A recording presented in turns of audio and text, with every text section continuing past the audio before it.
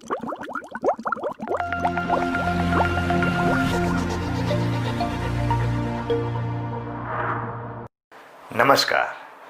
બેટા, 12મા ધોરણની અંદર આજે આપણે નવો લેસન લેવા જઈ રહ્યા છીએ અને એ લેસન એનસીઆરટી બુકનો લેસન નંબર 15 પોલીમર. એટલે અત્યારે લેસન સ્ટાર્ટ કરીએ. લેસન નંબર 15 અને એ છે કોણ કે પોલીમર. બહુ મસ્ત લેસન છે, નાનો છે, જલ્દી પૂરો થશે અને સમજવા માટે બહુ ઇઝી છે. તો પહેલાં તો જો આપણે કોઈ બસની અંદર બેઠા હોય અને બસની અંદર લખ્યું હોય સુરત અમદાવાદ, તો પહેલાં તો એ જાણવું પડે ને કે સુરતમાંથી બેઠા છો તો અમદાવાદ જાય છે તો અમદાવાદ ક્યાં છે, અથવા અમદાવાદથી જવાનું હોય સુરત તો સુરત ક્યાં છે એ પહેલાં તો ખબર હોય છે ને. તો પહેલું જ આપણે તો એ કરીએ કે આ પોલીમર છે આ એટલે શું. તો પહેલી વસ્તુ તો બેટા એ કે પોલી છે ને એ આપણો વર્ડ નથી. એ પોલી એ જે વર્ડ ગ્રીકનો વર્ડ છે. પોલી એટલે લાંબી, મોટી, ઘણું લાંબુ લાંબુ લાંબુ હોય તેને કહેવાય પોલી. પણ આ મર શું છે? મર એટલે એકમ, એક નાનકડો ભાગ, જેને કહેવાય મોનોમર. તો પોલી એટલે તમે કહો છો લાંબી. અરે પણ કોની પોલી? તો કે મરની પોલી. શું સર આવું કોઈ દ્રષ્ટાંત ખરું? આપો. ધારો કે તમે એમ કહો પોલીથીન. અચ્છા, પોલીથીન એ વસ્તુ શું છે? તો પોલી તો લાંબી લાંબી લાંબી લાંબી એટલે પોલી. અરે પણ સાની પોલી? તો કે ઇથિનની પોલી. એટલે ethene ethene ethene ethene ethene ethene ethene ethene જોડાયા અને લાંબી આવી શૃંખલા બની. આને કહેવાય પોલી ઇથિન. એમાં જે ઇથિન છે એ મર એટલે કે મોનોમર, એકમ ભાગ કોણ છે? તો કે ઇથિન છે એ મોનોમર છે. મોનોમર ભેગા થઈને ડાયમર બને. ડાયમરમાં પાછો મોનોમર ઉમેરે એટલે ટ્રાયમર બને. ટ્રાયમરમાં પાછો મળે એટલે ટેટ્રા થાય, પેન્ટામર. આવી રીતે લાંબી લાંબી લાંબી મોનોમરની શૃંખલા બને. એ લાંબી શૃંખલાને ગ્રીક ભાષામાં નામ કહેવાય પોલી. પણ કોની પોલી? તો કે તમારું મર છે એનું નામ લખો.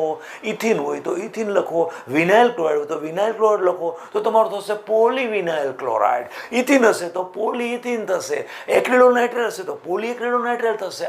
આમ પોલીમર શું છે? એક વસ્તુ પહેલાં તો આપણે એ ક્લિયર થયું.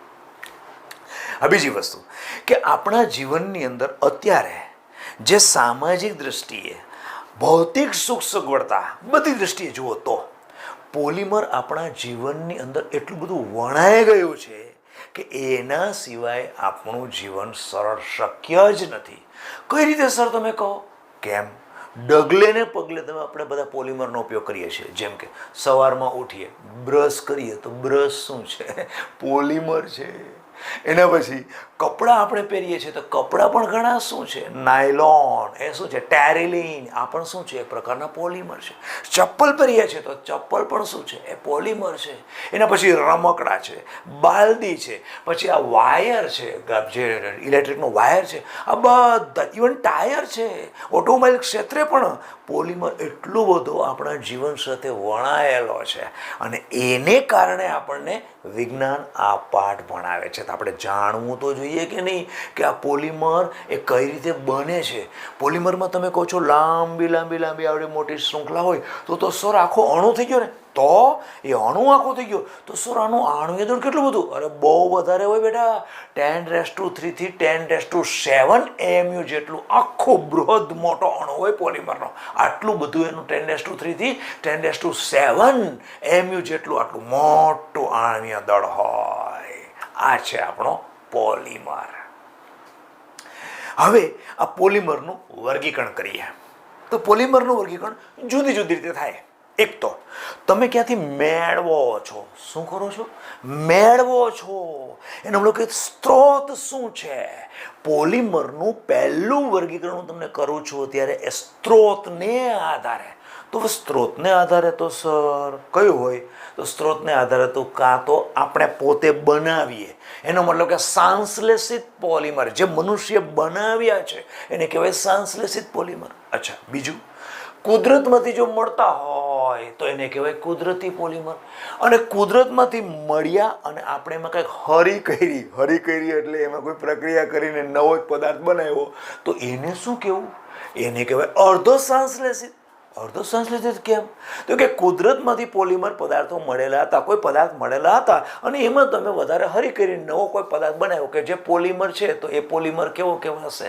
અર્ધ સંશ્લેષિત. આમ સ્ત્રોતને આધારે જો પોલિમરનું વર્ગીકરણ કરવું હોય તો 3 થાય.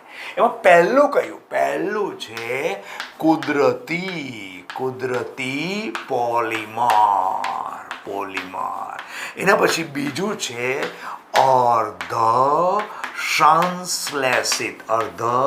સંશ્લેષિત પોલિમર અને ત્રીજું છે સંશ્લેષિત અથવા તો કૃત્રિમ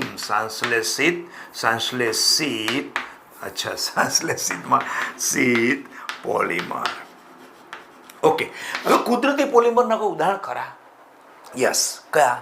સ્ટાર્ચ, સેલ્યુલોઝ, રેઝિન, રબર, આ બધું જ કુદરતમાંથી મળે છે. સેલ્યુલોઝ છે તો સેલ્યુલોઝ ખોરાકમાં મળે. સ્ટાર્ચ પણ શું છે? બટાકામાં હોય છે. લાંબી શૃંખલા છે કાર્બોહાઈડ્રેટની. આ બધા શું છે? કુદરતમાંથી મળતા બૃહદ અણુ. એ શરીરની અંદર જાય છે ને જૈવિક કાર્ય મદદ કરે છે, એટલા માટે આપણે એને જૈવિક અણુ નામ આપીએ છીએ. પણ આ બધા શું છે? કુદરતમાંથી મળતા કાર્બોહાઈડ્રેટના લાંબી શૃંખલા, મોનોસેકેરાઇડ ધરાવતા લાંબી શૃંખલા ધરાવતા એક પ્રકારના બૃહદ અણુ છે. સ્ટાર્ચ છે, સેલ્યુલોઝ છે, એવી રીતે રબર છે, રેઝિન છે, આ બધા જ કુદરતી પોલિમર કહી શકાય. એના પછી કુદરતી પોલિમર એટલે એમાં કાંઈ છે જ નહીં બેટા. કુદરતમાંથી મળતા બધા પોલિમરને કુદરતી. આમાં પાઠની અંદર એટલો ઇઝી છે ને, પાઠમાં કાંઈ એટલું બધું અઘરું છે જ નહીં.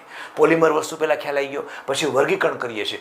વર્ગીકરણ એનું જો બંધારણને આધારે કરી શકાય. એ પોલિમરાઇઝેશન પ્રક્રિયા કેવી છે, તમે કઈ રીતે પોલિમર બનાવો છો, એ પ્રક્રિયાને આધારે પણ વર્ગીકરણ કરી શકાય છે.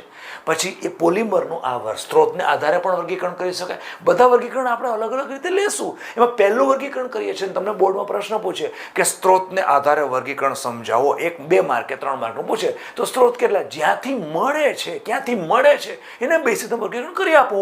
તો પેલું કયું? કુદરતી પોલિમર. તો શું લખશો? અહીં ટપકા કરીને શું લખો? અરે શું લખવાનું? એમાં સીધી વાત છે. જે પોલિમર પદાર્થો કુદરતમાંથી મળી આવે છે, આ પ્રકારના પોલિમર પદાર્થોને કુદરતી પોલિમર કહેવામાં આવે છે. Full stop. દાખલા તરીકે શું? સ્ટાર્ચ, સેલ્યુલોઝ, રબર, રેઝિન, પૂરું.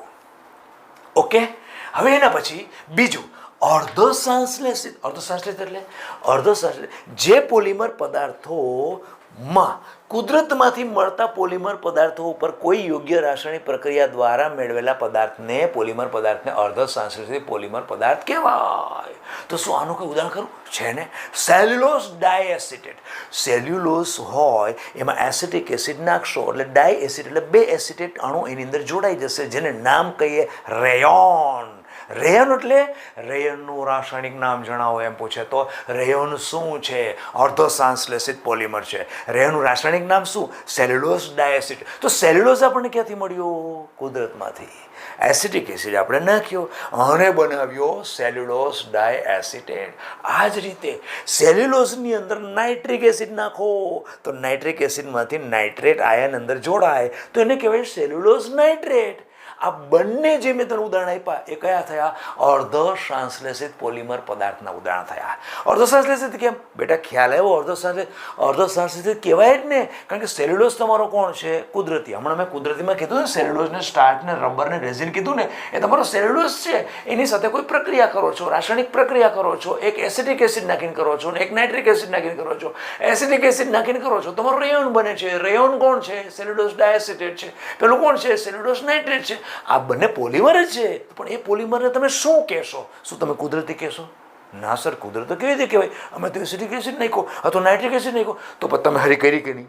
અચ્છા, તો માનવ દ્વારા હરી કરી તો સંશ્લેષિત સંપૂર્ણ માનવ દ્વારા નથી. તો સંશ્લેષિત સંપૂર્ણ તમે એ જે બનેલો સેલ્યુલોઝ એસિટેટ છે એ સંપૂર્ણ કુદરતી પણ નથી. એ તો સેલ્યુલોઝ નાઇટ્રેટ છે એ સંપૂર્ણ કુદરતી પણ નથી. એટલા માટે આને નામ શું આપ્યું? અર્ધ સંશ્લેષિત પોલિમર. આ બીજું થયું. ઓકે.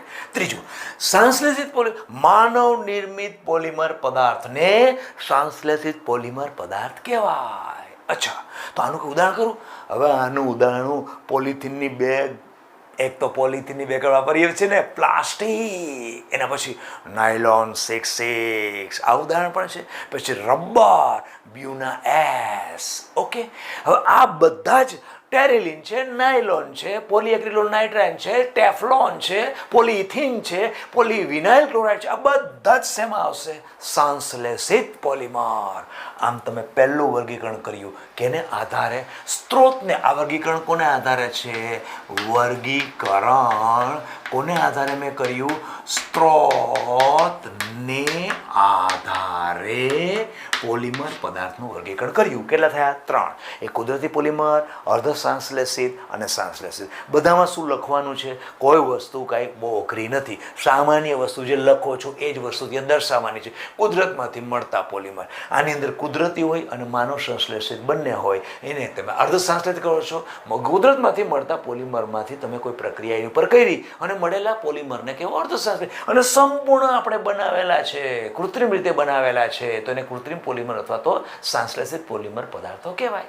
ઓકે, હવે બીજું જે વર્ગીકરણ છે પોલિમરાઇઝેશન પ્રક્રિયાને આધારે, આ થોડું મહત્વનું વધારે સારું છે. ચાલો હું બધું કાઢી નાખું છું બેટા.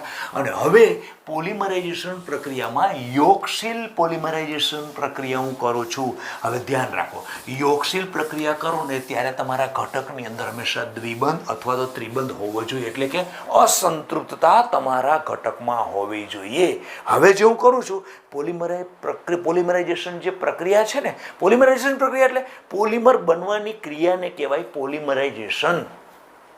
તો પોલિમરાઇઝેશન પ્રક્રિયા કઈ રીતે થાય છે? એના બેઝથી વર્ગીકરણમાં યોગશીલ પોલિમરાઇઝેશન અથવા તો શૃંખલા વૃદ્ધિ પોલિમરાઇઝેશન, આ વસ્તુ તમને એક દ્રષ્ટાંત આપીને કહું. જો કોઈ પણ પોલિમરાઇઝેશન પ્રક્રિયા કરો, યોગશીલ પોલિમરાઇઝેશનમાં, એમાં પહેલાં સ્ટાર્ટિંગમાં પ્રારંભિક પ્રક્રિયા ઉત્તેજક જોઈએ. આ વસ્તુ શું છે સર? સિમ્પલ દ્રષ્ટાંત તમને આપું. ધારો કે તમે હોટલમાં જમવા ગયા તો પહેલાં સ્ટાર્ટિંગમાં શું સ્ટાર્ટર હોય કે નહીં? તો એ તો પોલિમરાઇઝેશન પ્રક્રિયા જે થવાની છે ને એને પહેલાં સ્ટાર્ટિંગ કરવાવાળો પદાર્થ, જેને કહેવાય પ્રારંભિક પ્રક્રિયા ઉત્તેજક. અને એ કોણ વપરાય? હવે એ કોણ વપરાય એ વસ્તુ જોવાની છે. તો કે બેન્ઝોઇલ પેરોક્સાઇડ, તૃતીયક બ્યુટાઇલ પેરોક્સાઇડ, એસિટાઇલ પેરોક્સાઇડ. જો હું ફરીથી કહું બેટા આ વસ્તુ શું છે, હું તમને વર્ગીકરણ કરવા જઈ રહ્યો છું. વર્ગીકરણ શાનું? પોલિમર પદાર્થનું વર્ગીકરણ. પોલિમર પદાર્થ જે પ્રક્રિયાથી બને છે એ પ્રક્રિયા દ્વારા જે બની રહ્યું છે ને એ પ્રક્રિયાને અનુસંધાને આપણે વર્ગીકરણ કરીએ છીએ, જેને કહીએ છીએ યોગશીલ પોલિમરાઇઝેશન અથવા તો શૃંખલા વૃદ્ધિ પોલિમરાઇઝેશનની પ્રક્રિયા થવાની છે. એના માટેનું હું એક દ્રષ્ટાંત આપું છું. ધારો કે તમારે પોલીઇથિન બનાવવો છે. પોલીઇથિન તો શું લેશો?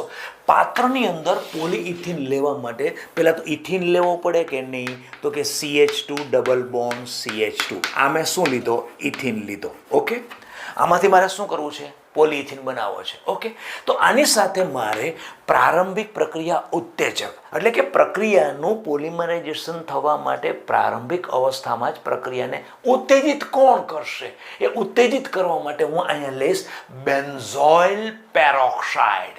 બેન્ઝોઇલ પેરોક્સાઇડ એ લઈ શકું, અથવા તો તૃતીયક બ્યુટાઇલ પેરોક્સાઇડ એ લઈ શકું, અથવા તો એસિટાઇલ પેરોક્સાઇડ એ લઈ શકું.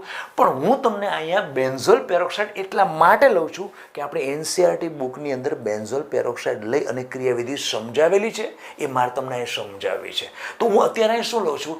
Benzoyl peroxide. આ પદ્ધતિને કહેવાય મુક્ત મૂલક યોગશીલ પોલિમરાઇઝેશન ક્રિયાવિધિ. એ હું કરું છું હમણાં. પણ પહેલાં બેન્ઝોઇલ પેરોક્સાઇડ એટલે શું છે? બેન્ઝોઇલ પેરોક્સાઇડ એટલે કે બેન્ઝીન આવી રીતે છે, એની ઉપર C ડબલ બોન્ડ O, પાછું બેન્ઝીન છે, એની ઉપર C double bond O.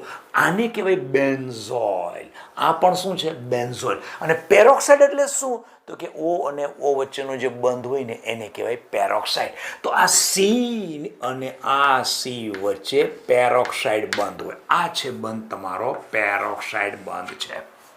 Okay, આખાનું નામ શું? આખા નામ જો બેટા, આખા નામ એટલે આ કોણ છે? બેન્ઝોઇલ. આ કોણ છે? બેન્ઝોઇલ. એટલે નામ શું અપાય? બેન્ઝોઇલ. અને આ કોણ છે? પેરોક્સાઇડ. જેમ કે હાઇડ્રોજન પેરોક્સાઇડમાં તમે શું કરો છો તો કે આ O હોય અને O હોય, એક H અહીંયા હોય, એક H અહીંયા હોય, તો આ કોણ છે? હાઇડ્રોજન. આ કોણ છે? પેરોક્સાઇડ. એટલે શબ્દ શું વાપરો છો? Hydrogen peroxide. એવી રીતે હાઇડ્રોજનની જગ્યાએ તમારે બેન્ઝોઇલ લીધો છે એટલે બેન્ઝોઇલ પેરોક્સાઇડ. બેન્ઝોઇલ પેરોક્સાઇડ ફરીથી ભૂલી નહીં જતા. આ શાના માટે મેં લીધો છે? મારે પોલિથીન પ્રક્રિયા કરવી છે. પોલિથીન પ્રક્રિયા કરવા માટે એટલે પોલિથીન બનાવવાનો છે. કેમાંથી બનાવવાનો છે? ઇથિનમાં. એટલે પાત્રમાં મારે ઇથિન તો લેવો જ પડે. અને બીજો શું લીધો? Benzoyl peroxide. બેન્ઝોઇલ પેરોક્સાઇડ શું છે? એ હોટલમાં ગયા ત્યારે સ્ટાર્ટિંગનું પેલું સ્ટાર્ટર છે. એટલે પ્રક્રિયાને શું કરશે? ઉત્તેજિત અવસ્થામાં લઈ જશે. સ્ટાર્ટિંગમાં પ્રારંભિક પ્રક્રિયા ઉત્તેજક. આને શબ્દ શું વપરાય? પ્રારંભિક પ્રક્રિયા ઉત્તેજક છે. કઈ પ્રક્રિયા? તો કે પોલિમરાઇઝેશન છે. કેમાં મૂળ ઘટક કોણ છે? મોનોમર કોણ છે? ઇથિન છે. ઇથિન એકબીજા સાથે જોડીને લાંબી શૃંખલા બનાવશે. તમને અંતે શું મળવાનું છે? પોલિથીન મળવાનું છે. ઓકે, પોલિથીન શેમાંથી મળવાનો છે? ઇથિનમાંથી મળવાનો છે. ઇથિનમાંથી તમને વિજ્ઞાન એમ કહે છે કે સીધો પોલિથીન બનશે નહીં. એના માટે પેલા પ્રક્રિયા સ્ટાર્ટ કરવા માટે અંદર કંઈક નાખવું પડે. શું નાખશો? તો કે પ્રારંભિક પ્રક્રિયા ઉત્તેજક. એને કેમ એવું નામ આપ્યું? કારણ કે પ્રક્રિયાને શરૂઆતમાં ઉત્તેજન આપશે. કોણ આપશે? તો કે આ આપશે. શું સીધો જ આપશે? નહીં, એમાંથી પેલા મુક્ત મૂલક બનશે. એટલા માટે આખી પ્રક્રિયામાં ઇથિન જોડાય છે. ઇથિનમાં કેવું છે? અસંતૃપ્તતા છે. અને પ્રક્રિયા કેવી ગણાશે? યોગશીલ પ્રક્રિયા ગણાશે. તો આખી પ્રક્રિયાને શું કહેશો? મુક્ત મૂલક યોગશીલ પોલિમરાઇઝેશન પ્રક્રિયા. કેમ મુક્ત મૂલક કહો છો? કારણ કે આમાંથી મુક્ત મૂલક બનશે. કઈ રીતે બને એ હું બતાવું છું. એને કહેવાય ક્રિયાવિધિ. મુક્ત મૂલક ક્રિયાવિધિ કઈ રીતે થાય એ હું કરું છું. અત્યારે આમ રહેવા દીધું. હવે બેન્ઝોઇલ પેરોક્સાઇડમાં આ કોણ છે? તો કે C6H6 છે. આ કોણ છે? C6H5 છે. C6H5. તો આને સૂત્ર તરીકે લખું છું. જુઓ, C6H5 C double bond O. C6H5 C double bond O. એટલે મેં શું કર્યું? આટલો ભાગ લખ્યો. આ કેટલો લખ્યો? આટલો ભાગ લખી નાખ્યો. જો C6H5CO, C6H5CO આટલો ભાગ લખ્યો. હવે વચ્ચે શું છે? પેરોક્સાઇડ બનશે. તો વચ્ચે પેરોક્સાઇડ મૂકી દઉં અહીંયા અને અહીંયા. આ શું કર્યું મેં? પેરોક્સાઇડ કર્યો. ઓકે, આ આખું વસ્તુ જે મેં બતાવી છે એ બેન્ઝોઇલ પેરોક્સાઇડ એ જ વસ્તુ આ બેન્ઝોઇલ પેરોક્સાઇડ છે. પણ આ સ્ટ્રક્ચર રૂપે બતાવ્યું છે. એને મેં સિમ્પલ બેન્ઝીનનું સ્ટ્રક્ચર ન દર્શાવ્યું અને સૂત્ર રૂપે મૂકી દીધું છે. હવે પાત્રમાં બને તમે ગરમ કરો છો. કોને? તમારો મોનોમર કોણ છે? ઇથિન છે. આ કોણ છે? પ્રારંભિક પ્રક્રિયા ઉત્તેજક છે. પ્રક્રિયાની ક્રિયાવિધિ તમે સમજવા માંગો છો. એ ક્રિયાવિધિનું નામ શું છે? તો કે મુક્ત મૂલક ક્રિયાવિધિ. એટલે મુક્ત મૂલક કઈ રીતે ઉત્પન્ન થાય છે એ પહેલા સ્ટાર્ટિંગમાં જુઓ. પહેલા આ કાંઈ ભાગ ભજવશે નહીં. આ ટોટલી છે ને એ જ કઈ રીતે મુક્ત મૂલક બને છે જોજો. હા, જો બેટા, આ બે ઓક્સિજન વચ્ચે સહસંયોજક બંધમાં એક ઇલેક્ટ્રોન બંનેના હોય કે નહીં? હા હોય સર. તો પેલા ગરમ કરો ને એટલે પેલા તો અહીંયાથી તૂટે. આ ભાગ સીધો જ તૂટી જાય. તૂટી જાય તો શું થાય? આ ઓક્સિજન પોતાના ઇલેક્ટ્રોન લઈને છૂટો પડે. એવી રીતે આ ઓક્સિજન પોતાના ઇલેક્ટ્રોન લઈને છૂટો પડે. આખો આ બંચ નીકળી જાય. તો તમને મળે શું? જો શું મળશે? તો કે C6H5CO અને O. C6H5CO અને O એનો મતલબ C6H5COO અને ઉપરના ભાગમાં ટપકું. આવા બે મળે. ક્લિયર થયું? પહેલાં આટલું ક્લિયર થયું? C6H5COO C6H5COO બંને વચ્ચે સહસંયોજક બંધથી એક ઓક્સિજન એક ઇલેક્ટ્રોન પોતાના ભાગીદારીમાં બંધમાં જકડાયેલા હતા. એમાંથી જ્યારે ગરમ કર્યું એટલે પહેલા વાળા અહીંથી તૂટ્યું એટલે આ ઇલેક્ટ્રોન પોતાનો ઓક્સિજનનો હતો એ લઈને નીકળી ગયો અને આ એનો લઈને નીકળી ગયો. આખું બંચ એમનામ જ મેં લખ્યું છે C6H5COO C6H5COO. આવા બે. હવે આની ઉપર શું આવ્યું? એક ઇલેક્ટ્રોન રહેલો છે. એને કહેવાય મુક્ત મૂલક. સ્ટાર્ટિંગમાં પહેલી જ તબક્કો જે આ બન્યો છે આ તબક્કાને શૃંખલા પ્રારંભન તબક્કો કહી શકાય. પણ એ ક્યારે? હમણાં જોડાશે પછી. હજી આ તો મુક્ત મૂલક બનવાની ક્રિયાવિધિ ચાલુ છે અને પછી આગળ શું છે? પહેલો તબક્કો હું તમને કહીશ કયો? જે પ્રક્રિયાનું નામ છે શૃંખલા પ્રારંભક તબક્કો. પણ પહેલા મુક્ત મૂલક બન્યું. આ બન્યું મુક્ત મૂલક. મુક્ત મૂલક કેવું હોય? એકદમ સક્રિય હોય, એ સ્થિર ન હોય. તો પાછું શું થાય? પાછું આમાં કાર્બન અને આ કાર્બન અને આ કાર્બન એને બે વચ્ચે એક ઇલેક્ટ્રોનની ભાગીદારી છે.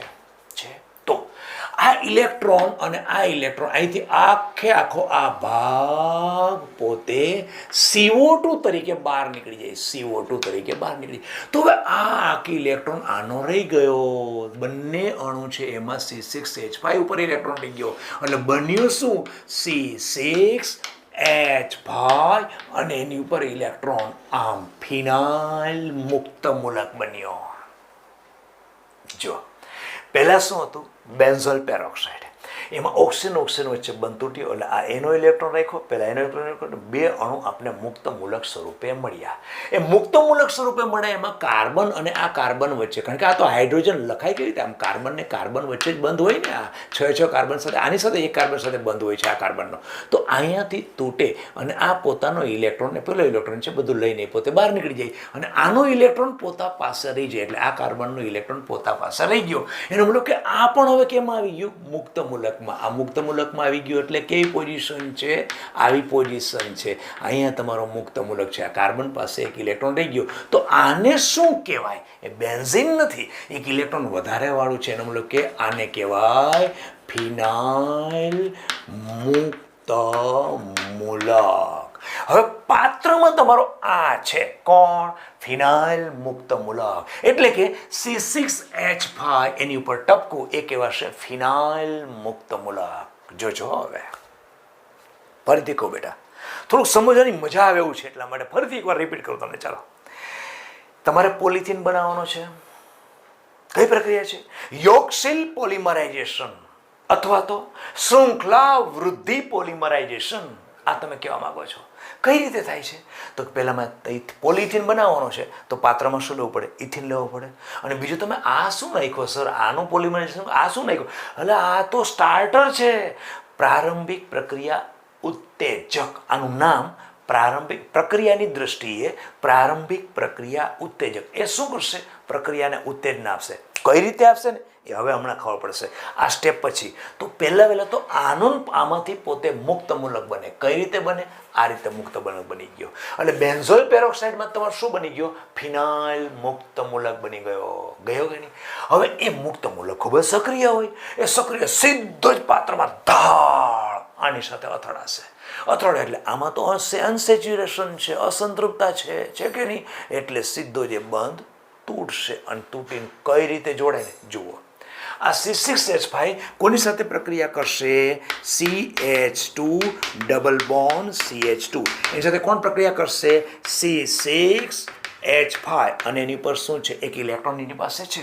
હવે આ બે બંધ શું છે? આ જે બંધ છે ને બંને, એમાં આ બંધ તૂટે એટલે આ એક ઇલેક્ટ્રોન આ કાર્બનનો હોય, એક ઇલેક્ટ્રોન આ કાર્બનનો હોય તો અહીંથી આ બંધ તૂટે એટલે આ જે ઇલેક્ટ્રોન છે અહીંયા આવી જાય અને એની સાથે આ ઇલેક્ટ્રોન બંધ બનાવે. તો પરિણામ શું થાય? જો CH2 આ ઇલેક્ટ્રોન પોતાનો જે છે એને આની પર મૂકું છું. આની પર મૂક્યો એટલે અહીંયા મૂક્યો મેં. કયો? આ ઇલેક્ટ્રોન મેં આ જગ્યાએ મૂક્યો છે. જો અહીં મૂક્યો છે. આ ઇલેક્ટ્રોન નીકળી ગયો. હવે આ ઇલેક્ટ્રોન અહીંયા મૂકું છું તો CH2 પછી CH2 આ ઇલેક્ટ્રોન અહીંયા મૂક્યો અને આની સાથેનું જોડાણ થયું. આ જોડાણ કોનું? C6H5 એનો મૂલક અહીં બંધ બની ગયો. તો આ તમને મુક્ત મૂલક મળ્યો. પણ મુક્ત મૂલક ક્યાં આવી ગયો? આ CH2 પર આવી ગયો. આ તબક્કો જે હું તમને કહેતો હતો ને એ આ તબક્કો છે. કયો? આ તબક્કાને કહેવાય શૃંખલા પ્રારંભન તબક્કો. એટલે કે શૃંખલા બનવાની શરૂઆત થઈ. મુક્ત મૂલક ક્રિયાવિધિની પહેલું જ શૃંખલા બનવાની શરૂઆત થઈ. પણ કરી કોણે? તો કે આણે કરી. આ કેવા સ્વરૂપમાં હતો? મુક્ત મૂલક સ્વરૂપમાં હતો. તો મુક્ત મૂલકે શું કર્યું? ઇથિનની શૃંખલા આગળ બનવાની શરૂઆત થઈ. એટલા માટે આ તબક્કો પહેલો તબક્કો છે. આ તબક્કાને શું કહેવાશે? શૃંખલા પ્રારંભન તબક્કો. હવે આ પાછો મુક્ત મૂલક મોટો બની ગયો. નાનો હતો એ જગ્યા મોટો બન્યો. ફરીથી પાછું એ ધાળ ઇથિન સાથે હવે ઇથિન નાણું જોડાવાનું ચાલુ. પાછું આની પ્રક્રિયા કરીએ. ચાલો, પ્રક્રિયાની સાથે કોની સાથે થશે? હવે ઇથિન એટલે CH2 double bond CH2. Okay, હવે આ પાછો બંધ, આ બે બંધ તૂટશે એટલે આ ઇલેક્ટ્રોન એમાંનો આ ઇલેક્ટ્રોન છે અહીંયા જતો રહેશે અને આ ઇલેક્ટ્રોન આ બાજુ આવશે તો સીધો આની સાથે જોડાશે એટલે શું થશે? જો હું આ લખું છું, પહેલાં તો આને મૂકી દઉં છું, બરાબર છે? જો લખું CH2 આ ઇલેક્ટ્રોન પહેલા પાસે ઉપર જતો રહ્યો, આ ઇલેક્ટ્રોન હું અહીંયા મૂકી દઉં છું એટલે અહીં ગયો અને આ ઇલેક્ટ્રોનને આ બાજુ મૂકું છું, આ બાજુ મૂક્યું, આ ઇલેક્ટ્રોન મેં અહીંયા મૂકી દીધો. હવે આ ઇલેક્ટ્રોન એની સાથે જોડાઈ જશે એટલે આખો આમ કરી નાખું તો અહીં શું આવે? C6H5, પછી કોણ આવશે? CH2, પછી કોણ આવશે?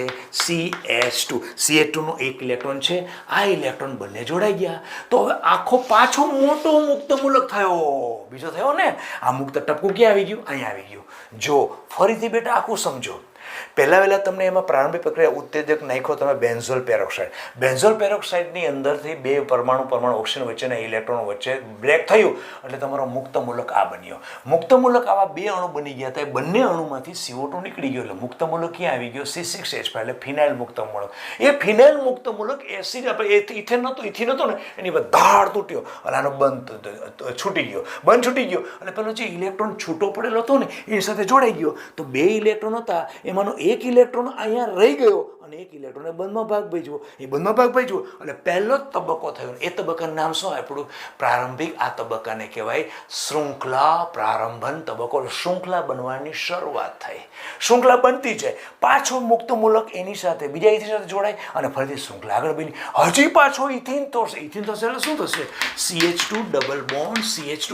તો આ બંધ શું થાય? આ બંધ તૂટી જાય અને એક ઇલેક્ટ્રોન અહીંયા આવે એટલે આ બંધ તૂટી ગયો, એક ઇલેક્ટ્રોન અહીં મૂકો તો આ ઇલેક્ટ્રોન પાછો આની સાથે જોડાઈ જાય તો તમારો મુક્ત મૂલક આગળ ગયો. આમ લાંબી શૃંખલા બનવા સર. પણ આ તબક્કાને કહેવાશે શું?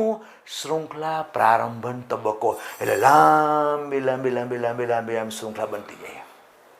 ઓકે, હવે તમારે છૂટા કેટલા પડ્યા હતા? આવા બે અણુ હતા કે નહીં? તો એક અણુએ શું કર્યું? એક ફિનાઇલ બન્યો તો બીજામાંથી ફિનાઇલ બને તો પાત્રની અંદર એકવાર ઇથિન સાથે એક ફિનાઇલ મુક્ત મૂલક પ્રક્રિયા કરતો હોય તો બીજો ફિનાઇલ પાછા બીજા સાથે પ્રક્રિયા કરતો હોય તો એ પણ લાંબો આવી રીતે આમ શૃંખલા બનાવે અને છેલ્લે બે શૃંખલા ભેગી થઈ જાય અને એ તબક્કાને કહેવાય શૃંખલા સમાપન તબક્કો. અને યોગ્ય પરિસ્થિતિ દ્વારા તમે મુક્ત મૂલકને દૂર કરી શકો, દૂર કરી નાખો. પેલી બાજુ પણ C6H5 હોય એ દૂર કરી નાખો તો તમને આખી લાંબી બૃહદ અણુ મળે કે જેને તમે કહેશો પોલીઇથિન.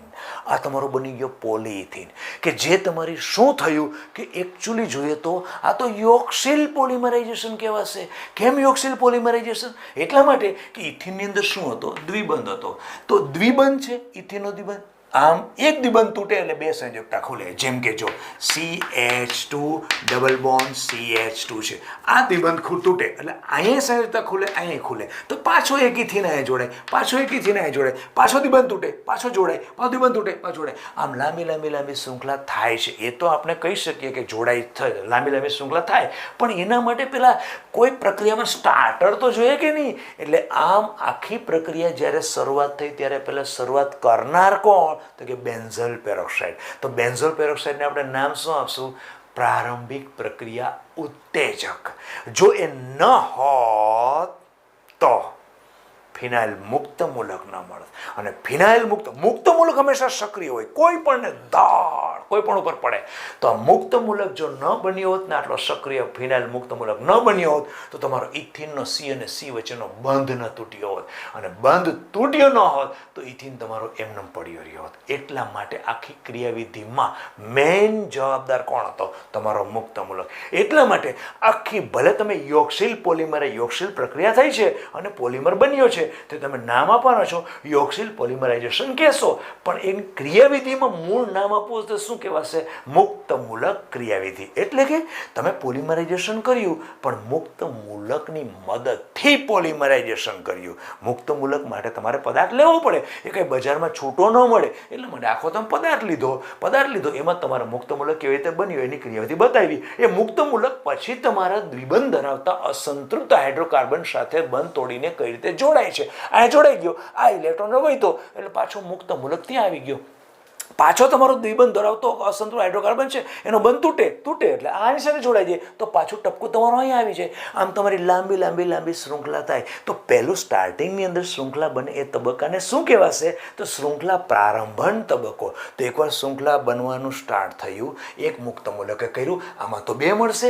એક મુક્ત મૂલકે આવી રીતે લાંબી શૃંખલા બનાવી તો બીજો પાછો એ પણ ફિનાઇલ મુક્ત મૂલક બીજી લાંબી શૃંખલા બનાવશે. પછી છેલ્લે 2ની અંદર ટપકા જે હશે ઇલેક્ટ્રોન હશે એ બંને ત્યાં જોડાઈ જશે અને શૃંખલાનું કામ પૂરું થઈ ગયું. તો એ તબક્કો તમે શું કહેશો? શૃંખલા સમાપન તબક્કો. શૃંખલા સમાપન તબક્કો પૂરો થઈ ગયો પછી બંને બાજુ C6H5 મુક્ત મૂલક કાઢવો પડશે. એ યોગ્ય પરિસ્થિતિ દ્વારા આ તમે કાઢી નાખો. એ અમારા વિજ્ઞાન રસાયણવિદનો ડાબા હાથનો ખેલ છે. તમારો નીકળી ગયો એટલે આખી CH2 આ લાંબી આવી ગયું. આ લાંબી એટલે આ પોલી. આ થયો પોલીમર. અરે પણ કોનો મર? કોની પોલી? તો તમારો મર કયો હતો? મોનોમર કોણ હતો? તો કે ઇથિન. એટલા માટે અમે નામ આપશું પોલીઇથિન. મર તરીકે કોણ છે? ઇથિન. એટલે નામ શું આપશું? પોલીઇથિન. આ પોલીઇથિન થઈ ગયો અને આ આખો થયો પોલીમર. અને પોલીઇથિનનો આપણે વાપરે છે પ્લાસ્ટિકની બેગ શું છે? પોલીથીન જ છે ને. ઓકે, હવે બીજું અત્યારે આપણે આખું પોલિમરાઇઝેશન કર્યું એમાં ઇથિન લાંબી શૃંખલા થઈ. તો આવા પ્રકારના જે પોલિમર બન્યા આને સમપોલિમર અથવા તો હોમોપોલિમર કહેવાય. અને આ પ્રક્રિયાને કહેવાય હોમોપોલિમરાઇઝેશન. હોમો એટલે એક જ પ્રકારના. આમાં મોનોમર તમારો કયો હતો? ઇથિન. જો ઇથિન. તો આ પ્રકારના પોલિમરને કેવો કહેવાય? હોમોપોલિમર અથવા તો સમપોલિમર. એવું પણ બને કે તમારા બંને અસંતૃપ્ત હાઇડ્રોકાર્બન જ હોય પણ 2 જુદા જુદા હોય તો એને કેવું કહેવાય? કોપોલિમર. પેલું હોમોપોલિમર અને આમ જો અલગ અલગ તમારા લીધેલા હોય તો એને કહેવાય કોપોલિમર. ગમે પોલિમરાઇઝેશન પ્રક્રિયા કરો તમારે પ્રારંભિક પ્રક્રિયા ઉત્તેજક તો લેવો જ પડે. પણ હવે બીજું એવું કોપોલિમરનું એક દ્રષ્ટાંત તમને આપું. ધારો કે બ્યુના એસ કઈ રીતે બનાવે? તો કે સ્ટાયરીન અને બ્યુટા 1,3 ડાઇન. જો બ્યુટા 1,3 ડાઇન લખું છું. બ્યુટા એટલે કેટલા કાર્બન? 4. 1 2 3 અને 4. 1 2 3 4. હું શું કહું છું? બ્યુટા 1,3 ડાઇન. ડાઇન એટલે 2 ઇન. પણ ક્યાં 1 અને 3. તો પેલા ઉપર ઇન છે અને ત્રીજા ઉપર ઇન છે. ટોટલ કાર્બન કેટલા? 4. અને નામ શું આપ્યું? બ્યુટા 1,3 ડાઇન. ઓકે, 4 કાર્બન એટલે બ્યુટેન. પણ આ દ્વિબંધ છે એટલે બ્યુટા. પહેલા અને ત્રીજા ઉપર ઇન છે એટલે શું કહ્યું? પહેલા અને ત્રીજા ઉપર ઇન છે પણ 2 ઇન હોવાને કારણે શું થયું? ડાઇન. દાબેલીમાં પ્રેસ કરો એટલે શું થાય? ડાઇન. આ હવે તમે હાઇડ્રોજન પૂરા કરી નાખો તો કાર્બન સંખ્યા કેટલી? 4. એને કારણે અહીંયા શું આવે? 2 આવે.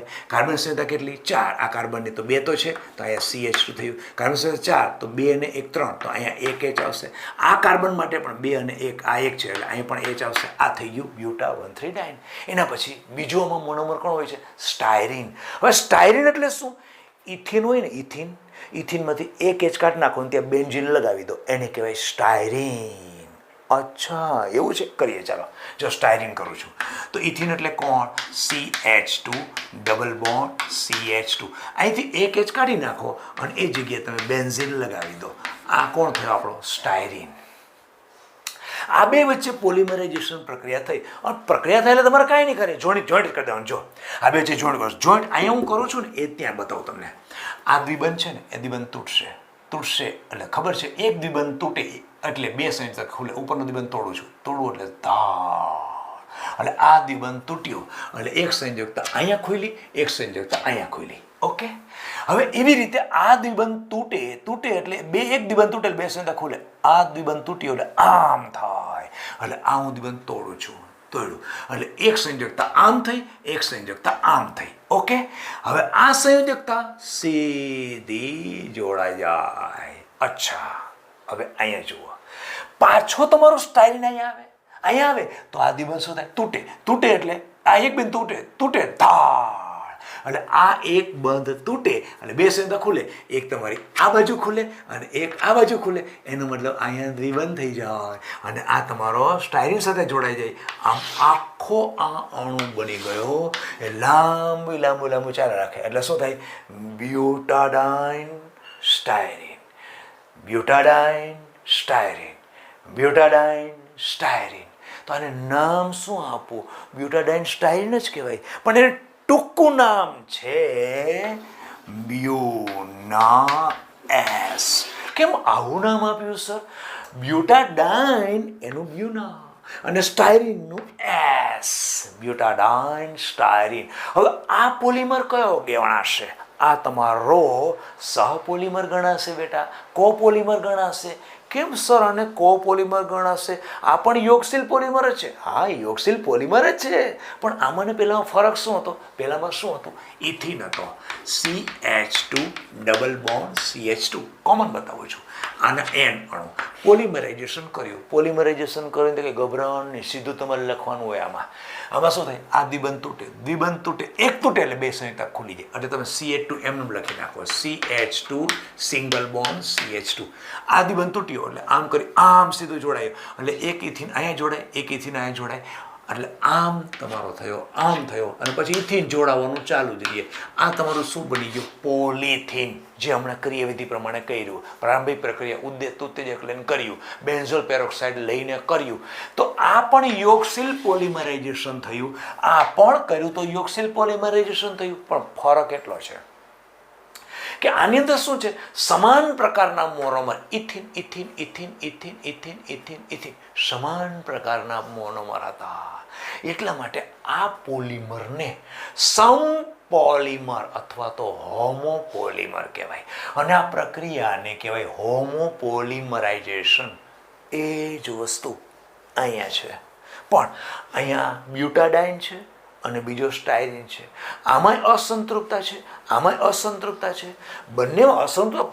યોગશીલ પોલિમરાઇઝેશન થાય એટલે તમારા ઘટકમાં અસંતૃપ્તતા હોવી જોઈએ, તો છે.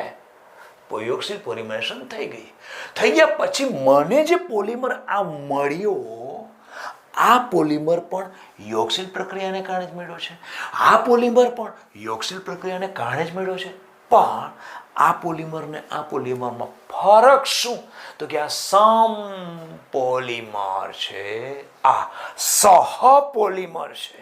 ઇંગ્લિશમાં કહી તો આ હોમોપોલિમર છે, આ કોપોલિમર છે. કો એટલે ને આપણે વાંચીએ કોઓપરેટિવ, વંદન કોઓપરેટિવ હાઉસિંગ સોસાયટી, એટલે એમાં જુદા જુદા માણસો ભેગા થયેલા છે, આખી કોઓપરેટ કરે છે એટલે સોસાયટીને ઓપરેટ કરે છે. એના જેવું છે. આ બે જુદા જુદા પ્રકારના છે મોનોમર અને એનાથી બનેલો છે. યોગશીલ પોલિમરાઇઝેશન જ છે. આ પણ યોગશીલ પોલિમરાઇઝેશન છે, આ પણ યોગશીલ પોલિમરાઇઝેશન છે. પ્રક્રિયા તો એક જ છે, પણ પહેલાને કહેવાય હોમોપોલિમર, આ થયો તમારો કોપોલિમર. હવે એના પછી કેટલાક આપણે એવા લઈએ કે અગત્યના જુદા જુદા પોલિમરમાં પોલિથીન લઈએ. આ લીધું ને પોલિથીન. આ પોલિથીન કેવો છે? એક થર્મોપ્લાસ્ટિક છે. થર્મોપ્લાસ્ટિક એટલે સર શું? થર્મો એટલે ઉષ્મા, થર્મોડાયનેમિક્સ આવે છે કે નહીં? થર્મો એટલે ઉષ્મા, જેને ઉષ્માની અસર થાય એવા પ્રકારના પોલિમર જેને કહેવાય થર્મોપ્લાસ્ટિક. તો પોલિથીન છે ને એ થર્મોપ્લાસ્ટિક છે. કેમ? પોલિથીનની બેગને તમે ગરમ કરો તો એકદમ ગરમ થઈ, નરમ થઈ જાય, સીધું એકદમ લિક્વિડ જેવું થઈ જાય અને ઠંડુ પડો પાછું સખત થાય. તો આવા પ્રકારના પોલિમરને કહેવાય થર્મોપ્લાસ્ટિક. તો આ થર્મોપ્લાસ્ટિક જે પોલિથીન તમે કહો છો એ બે પ્રકારના પોલિથીન છે. એક લો ડેન્સિટી પોલિથીન અને હાઈ ડેન્સિટી પોલિથીન. પોલિથીન બનાવવું એટલે તમારે ઇથિન તો લેવાનું છે, એ બેટા હકીકત છે. ઓકે, તો હું બે પ્રકારના પોલિથીન બનાવું છું. એક છે LDP અને બીજું HDP. એલડીપી ગમે પોલિમર બનો, પોલિથીન બનાવું છું એટલે મારે તમારો ઇથિન તો લેવો પડે પણ ઇથિન આમાં પણ લો છો અને પેલામાં પણ ઇથિન લો છો. પોલિમરાઇઝેશન પ્રક્રિયા કરો, પોલિમરાઇઝેશન એટલે બનશે તો આવું જ CH2 CH2 આવી રીતે બંધ તૂટી જશે, કારણ કે આ બંધ તૂટી જશે ને અહીંયા ઇથિન અણુ જોડાય, ઇથિન અણુ જોડાય, ઇથિન અણુ જોડાય, લાંબી શૃંખલા થશે. આ તમારા N અણુ છે અને આ લાંબી શૃંખલા પોલિથીન બની ગયો. એમાં પ્રારંભિક પ્રક્રિયા ઉત્તેજક તમે જે નાખવાનો હતો એ પ્રારંભિક પ્રક્રિયા ઉત્તેજક જે બેન્ઝોલ પેરોક્સાઇડ છે નાખ્યો છે. તો પછી આ એલડીપી અને એચડીપીનો મિનિંગ શું? મિનિંગ એ કે જે આ પોલિમર છે ને એની ઘનતા નીચી હોય, નિમ્નતમ ઘનતા, લો ડેન્સિટી, ડેન્સિટી એટલે કોણ? ઘનતા. અને પોલિથીન આની શું છે? આ ઘનતા કેવી હોય? ઊંચી ઘનતા ધરાવતો પોલિથીન, ઊંચી ઘનતા ધરાવતો પોલિથીન અને નીચી ઘનતા ધરાવતો પોલિથીન. આ બંને જ્યારે બને ત્યારે આખી શૃંખલા લાંબી આવી રીતે હોય, આવી રીતે. જ્યારે આ બને ને ત્યારે થોડી ક્યાંક શાખા જોવા મળે. આ બને ત્યાં તો ટોટલી આવી રીતે રેખીય અવસ્થામાં જ જોવા મળે. તેથી કરીને પોલિથીન એક પ્રકારના રેખીય પોલિમર છે. પણ બંનેમાં ફરક શું? ફરક એ કે જો એલડીપી તમે બનાવો ત્યારે 1000 થી 2000 વાતાવરણ જેટલું ઊંચું દબાણ આપવું પડે અને તાપમાન 350 થી 570 કેલ્વિન તાપમાને તમે ગરમ કરો એટલે તમારું એલડીપી બની જાય. પ્રક્રિયામાં તો તમારે કોણ લેવાનો છે? એ જ લેવાનો. કોણ? ઇથિન જ લેવાનો છે. તો ઇથિનને પ્રારંભિક પ્રક્રિયા ઉત્તેજક જે પણ તમે લેતો, ઇથાઇલ બેન્ઝોલ પેરોક્સાઇડ લો, પછી દ્વિતીયક બ્યુટાઇલ પેરોક્સાઇડ જો લો, એની હાજરીમાં 1000 થી 2000 વાતાવરણ દબાણે અને 350 થી 570 કેલ્વિન તાપમાને જ્યારે ગરમ કરો ત્યારે યોગશીલ પોલિમરાઇઝેશન પ્રક્રિયા થઈ અને નીચી ઘનતા ધરાવતો પોલિથીન મળે છે. એ પોલિથીનને કહેવાય નિમ્નતમ ઘનતા પોલિથીન અથવા તો ઇંગ્લિશમાં લો ડેન્સિટી પોલિથીન. એની રચના કેવી હોય? એની રચના રેખીય અવસ્થામાં હોય, કોઈક જગ્યાએ વચ્ચે શાખા જોવા મળે. તો આના ગુણધર્મો શું? તો કે નિષ્ક્રિય હોય, રાસાયણિક દ્રષ્ટિએ નિષ્ક્રિય હોય, વિદ્યુતના મંદવાહકો હોય અને ફ્લેક્સિબલ હોય. આ થઈ ગયું તમારું પોલિથીનનું પહેલી બનાવટ. કોની પહેલી બનાવટ? લો ડેન્સિટી પોલિથીન. જો બેટામાં ગભરાશો નહીં, એલડીપી અને એચડીપીમાં પ્રક્રિયા તો એક જ છે, ફક્ત અંદરની પ્રાયોગિક પરિસ્થિતિ એટલે કે જે તમે અંદરની પ્રક્રિયાની પરિસ્થિતિ છે એ જ ફક્ત જુદી છે, બીજો કોઈ જાતનો ફરક નથી. બીજો શું ફરક છે? એ વધારાનું એચડીપીમાં. આ પ્રક્રિયા તો એક જ થવાની છે, પણ એચડીપીમાં વસ્તુ શું છે? એચડીપીમાં એક દ્રાવક લેવાનો, હાઇડ્રોકાર્બન દ્રાવક લઈ અને 333 કેલ્વિન તાપમાને અને 6 થી 7 વાતાવરણ દબાણે ઝિગલર-નાટા ઉદ્દીપક. ઝિગલર-નાટા ઉદ્દીપક એ શું છે એ હું તમને કહું હમણાં. જો આમાંથી આ જ બને છે. મેં કીધું ને એક જ છે, પણ આમાં દ્રાવક તરીકે શું લેવાય? દ્રાવક તરીકે કોઈ હાઇડ્રોકાર્બન દ્રાવકની અંદર આ નાખવામાં આવે. પછી તાપમાન કેટલું? 333 થી 341 કેલ્વિન તાપમાન, 6 થી 7 વાતાવરણ દબાણ અને ઝિગલર-નાટા ઉદ્દીપકની હાજરીમાં. ઝિગલર-નાટા એટલે છે શું? ટ્રાઇઇથાઇલ એલ્યુમિનિયમ એટલે C2H5. આ કેટલા હોય? 3 પ્લસ ટિટેનિયમ ટેટ્રાક્લોરાઇડ. આને કહેવાય ઝિગલર-નાટા ઉદ્દીપક. જેવી રીતે 11મા ધોરણમાં સંતુલન આવે ને એટલે લસેટેલ આવે છે, એવી રીતે કાર્લ ઝિગલર છે, એણે જે ઉદ્દીપક શોધેલો છે ને એ ઉદ્દીપકનું નામ જ ઝિગલર-નાટા. તો ઝિગલર-નાટા ઉદ્દીપક તમને પૂછી શકે શાનું સંયોગી છે, એમાં કે બે પદાર્થો હોય, તો એમાં આ ટ્રાઇઇથાઇલ એલ્યુમિનિયમ અને ટિટેનિયમ ક્લોરાઇડનું મિશ્રણ એટલે ઝિગલર-નાટા ઉદ્દીપક. તમે શું બનાવવા જઈ રહ્યા છો? અમે હાઈ ડેન્સિટી પોલિથીન બનાવવા જઈ રહ્યા છીએ. કઈ રીતે બનાવવાનું? એ તો ઇથિન લઈ લો, ફક્ત પ્રાયોગિક પરિસ્થિતિ પહેલી હતી એની કરતાં જુદી થોડી થઈ. શું થયું? 333 થી 343 કે 41 કેલ્વિન જેટલું તાપમાન, દબાણ 6 થી 7 વાતાવરણ અને દ્રાવક તરીકે કોઈ હાઇડ્રોકાર્બન અંદર લેવો પડે. હાઇડ્રોકાર્બન દ્રાવકની અંદર આ વસ્તુ નાખી દેવાની અને પછી તમારું પોલિમરાઇઝેશન પ્રક્રિયા સ્ટાર્ટ થાય અને જે આ પોલિમર બનશે એ તમારું રેખીય પોલિમર બનશે. આવી રીતે લાંબી લાંબી ethene ethene ethene ethene ethene ethene ethene ethene ethene ethene ethene ethene એટલા માટે લાંબી શૃંખલા બેલી એટલે નામ શું આપશો? પોલીઇથિન. પણ આની ઘનતા કેવી છે? ઘનતા ખૂબ જ વધારે હોય એટલા માટે લખીએ હાઈ ડેન્સિટી પોલિમર અથવા તો ઉચ્ચ ઘનતા પોલિથીન. પોલિમર એટલે પોલિથીન. ઓકે, આના પણ ગુણધર્મો શું? આ પણ રાસાયણિક દ્રષ્ટિએ નિષ્ક્રિય હોય, સખત પણ હોય, મજબૂત હોય છે. અને આનો ઉપયોગ ક્યાં? તો કે કચરાપેટી છે, બાલદી છે, પછી પાઇપની બનાવટમાં આનો. પહેલાંનો ઉપયોગ ક્યાં થાય? પહેલાંનો વીજ અવરોધન માટે, પછી બોટલો છે, રમકડા છે, એ બધી જગ્યાએ પેલું ફ્લેક્સિબલ હોવાને કારણે એ નરમ પ્લાસ્ટિક કહેવાય. આ તમારું થોડું એના કરતાં સખત, કારણ કે ડેન્સિટી વધારે હોવાને કારણે. આ થઈ ગયું આપણા બે પ્રકારના પોલિથીન. થર્મોપ્લાસ્ટિકમાંના બે પોલિથીન કયા? લો ડેન્સિટી પોલિથીન અને હાઈ ડેન્સિટી પોલિથીન. એ બે થયા. હવે એના પછી બે બીજા લઈ લઈએ. ચાલો, એક છે પોલીટેટ્રાફ્લોરોઇથીન. પોલીટેટ્રાફ્લોરોઇથીન જેને કહેવાય ટેફલોન. તો ટેફલોન માટે ટેટ્રાફ્લોરોઇથીન, ઇથીન છે, CH2 ડબલ બોન્ડ CH2. એ ચારે ચાર H નીકળી જાય ને ચારે ચાર ફ્લોરિન આવી જાય. એટલે આ જગ્યાએ શું આવી જાય? F2. અહીંયા પણ શું આવી જાય? F2. તો આને શું કહેવાય? ટેટ્રાફ્લોરો. ચાર ફ્લોર છે ને, અને ઇથિન. આના N અણુ હોય. પોલિમરાઇઝેશન કરો, પોલિમરાઇઝેશન. તો આ દ્વિબંધ તોડ નાખો, લખી નાખો CF2. આ દ્વિબંધ તૂટે અને આમ તો એક દ્વિબંધ તૂટે એટલે બે સંયોજક ખુલે. એટલે એક અહીંયા જોડાશે અને અહીંયા જોડાશે.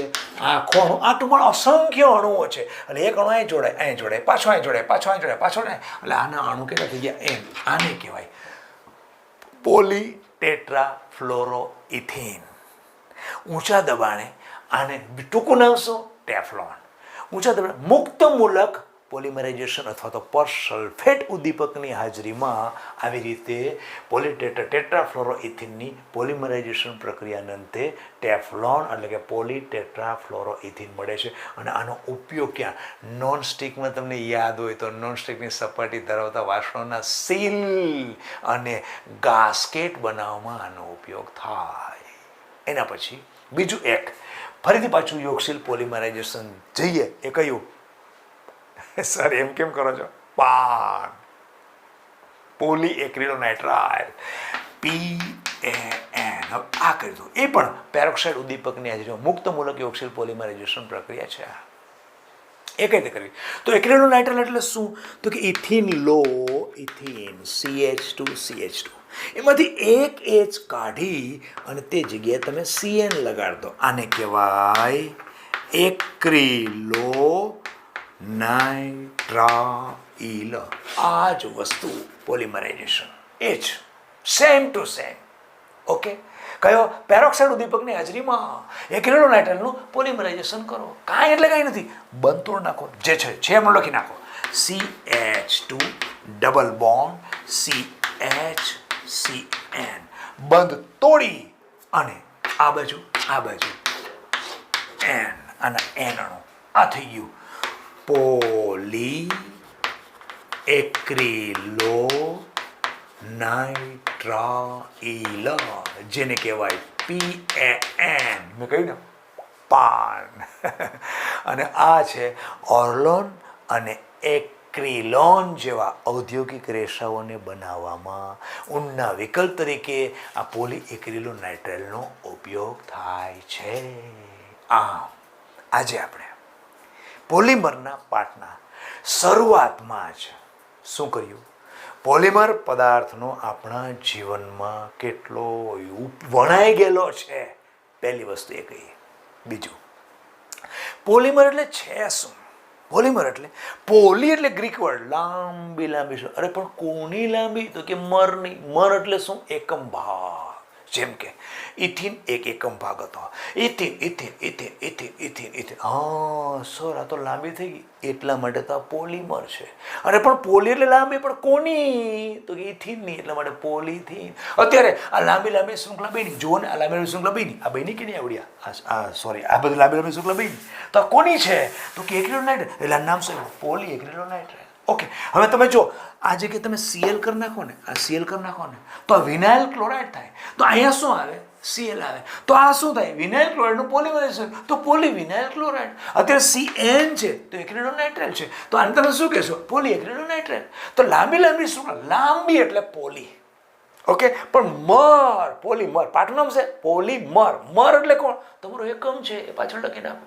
તો એક વિનાઇલ ક્લોરાઇડ હોય તો પોલીવિનાઇલ ક્લોરાઇડ, એક્રિલોનાઇટ્રેટ હોય તો પોલી એક્રિલોનાઇટ્રેટ. એવી રીતે આ કોણ છે? ટેફલોન. ટેફલોન એટલે ટેટ્રાફ્લોરોઇથિન છે, તો આ શું થાય? પોલી ટેટ્રાફ્લોરોઇથિન. એને તમે સાદું નામ આપ્યું છે પછી ટેફલોન. ક્લિયર? આ બધી પોલિમરાઇઝેશન પ્રક્રિયામાં પહેલું વર્ગીકરણ કર્યું. કઈ રીતે વર્ગીકરણ કર્યું? પહેલું વર્ગીકરણ હતું સ્ત્રોતને આધારે 3: કુદરતી, અર્ધસંશ્લેષિત અને સંશ્લેષિત. એમાં તો કાંઈ એટલે કાંઈ છે નહીં. બીજું વર્ગીકરણ કોને કરે? પ્રક્રિયાને આધારે. અચ્છા, પ્રક્રિયા કઈ? યોગશીલ પ્રક્રિયાને આધારે. એમ યોગશીલ પ્રક્રિયા તમે શબ્દ વાપરો એટલે 12માનો વિદ્યાર્થી તરત જ બોલે કે સર એમાં અસંતૃપ્તતા છે. હા, તો અસંતૃપ્તતા હોવી જ જોઈએ. અને તમે કયું લીધું? તો કે પોલિઇથિનની બનાવટ. પોલિઇથિન બનાવટ કઈ રીતે કરી? ઇથિન લીધો અને પાત્રમાં એમાં નાખ્યો સ્ટાર્ટર. સ્ટાર્ટર એટલે પ્રારંભિક પ્રક્રિયા ઉત્તેજક નાખ્યો. કયો? બેન્ઝોલ પેરોક્સાઇડ. તો બેન્ઝોલ પેરોક્સાઇડ શા માટે કરો તો? એમાંથી ફિનાઇલ મુક્ત મૂલક મળ્યો. ફિનાઇલ મુક્ત મૂલકે શું કર્યું? અરે પેલા ઇથિનને ધાડ મારી બંધ તોડી નાખ્યો ને સીધું જ શરૂઆત થાય, શૃંખલા બનવાની શરૂઆત થાય, પ્રારંભિક તબક્કો. પછી મુક્ત મૂલક જે છે પાછો ઇથિન સાથે જોડાય, કારણ કે પાત્રમાં તો કરોડવાનું છે, એટલે પાછો શૃંખલા તમારી મોટી બની, બનતી જ ગઈ. એવી રીતે બીજી શૃંખલા બનતી ગઈ, બંને શૃંખલા જોડાઈ ગઈ, શૃંખલા સમાપન પ્રક્રિયા. અને મતલબ કે ત્યાં તમારી શૃંખલા પૂરી થઈ ગઈ, પોલિઇથિન તમારો મળી ગયો. અચ્છા, આ તમારી વર્ગીકરણ કોને આધાર કર્યું? યોગશીલ પોલિમરાઇઝેશન પ્રક્રિયાને આધારે વર્ગીકરણ. શું એવા બીજા કોઈ ખરા? હા, છે ને. કયું? પોલીટેટ્રાફ્લોરોઇથિન પણ છે, ટેફલોન પણ છે, પછી બીજું કોણ? પોલીએક્રિલોનાઇટ્રેટ છે. એ ઇન બિટવીન વચ્ચે આવી ગયું તમારું પોલિથિન. જ્યાં પોલિથિન આવ્યું ને એના પાછા 2 ભાગ પડ્યા. એક એવું કે જેની ઘનતા ઓછી હોય, બીજું પોલિથિન કયું? કે જેની ઘનતા વધારે હોય. તો એને લો ડેન્સિટી પોલિથિન અને હાઈ ડેન્સિટી બનાવવાની આ જ રીત. ફક્ત પ્રક્રિયા પરિસ્થિતિ અને યોગ્ય દ્રાવક કોઈમાં ઉમેરવાનો થાય તો એ, કે યોગ્ય ઉદ્દીપક ઉમેરવાનો થાય તો એ જ ખાલી જુદું છે. પછી બંનેના ઉપયોગ. આમ આજે આપણે એક વર્ગીકરણ સારું એવું પૂરું કર્યું. હવે પછી પાછા જે મળશું ને ત્યારે સંઘનન પોલિમરાઇઝેશન એ પછી આગળ જોઈશું. પણ અહીંયા આપણે આ લેક્ચર સ્ટોપ કરીએ.